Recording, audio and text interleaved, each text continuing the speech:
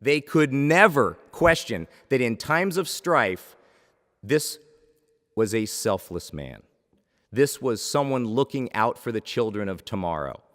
And he stood up for what he believed in, but what he also knew we in the future were going to need to stand up for.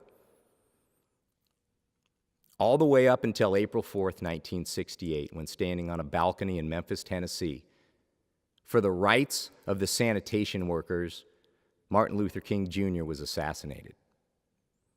It was a dark day, but he left a legacy. He left a giving legacy, a gift, a roadmap. So 50-some years later, here we are facing racial integration. Here we are facing income inequality. Here we are looking at a country where the children of tomorrow are looking up at us, and I have 5 of them. So I've got a pretty good representation here. And they're going to look up and they're going to ask me in 10 or 15 years, were you aware that this was going on? Dad, did you see what was happening in this country? And what were you playing golf? What were you doing? Did you do something about it? I don't want to answer that question. I don't even want to look my kids in the eyes when they ask me that question. But you know what? I have a feeling they're going to ask that question. And when they do, I'm going to have an answer. Are you going to have an answer? Are we, the people, going to have an answer? Because I will guarantee you, we, the politicians, will not be present at the table when the question is being asked. They will be long out of office. So it's about time that we, the people, decide what life, liberty, and the pursuit of happiness means for our children of tomorrow. And we're going to start right now from a man who has done it.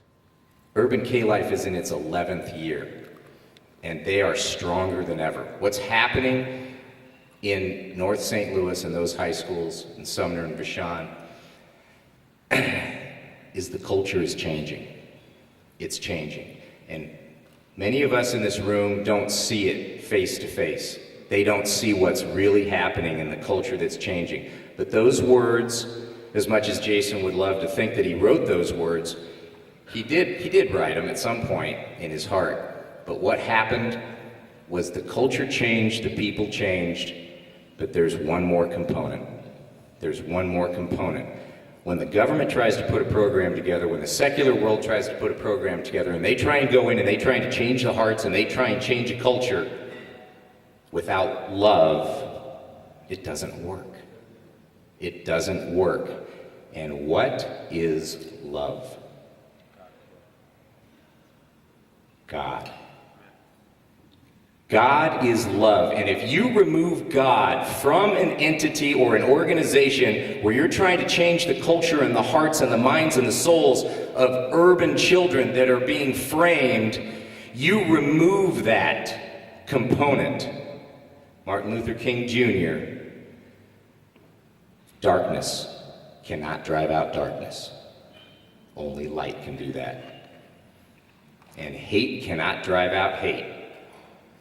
Only love can do that.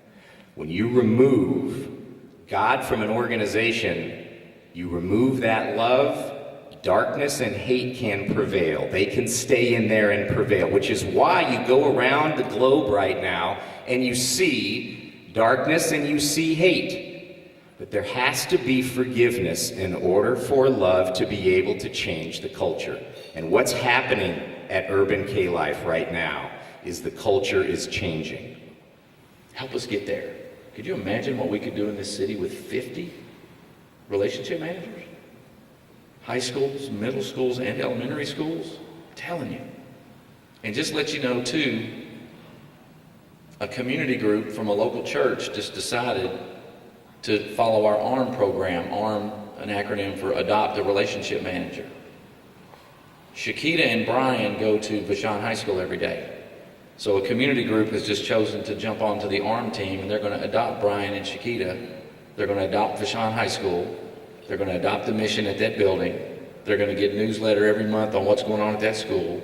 They're going to come and serve that school from time to time. Some of them are going to want to get relationally involved in the kids. Some of them are going to want to help support their salaries. They're going to do barbecues, get to know the students.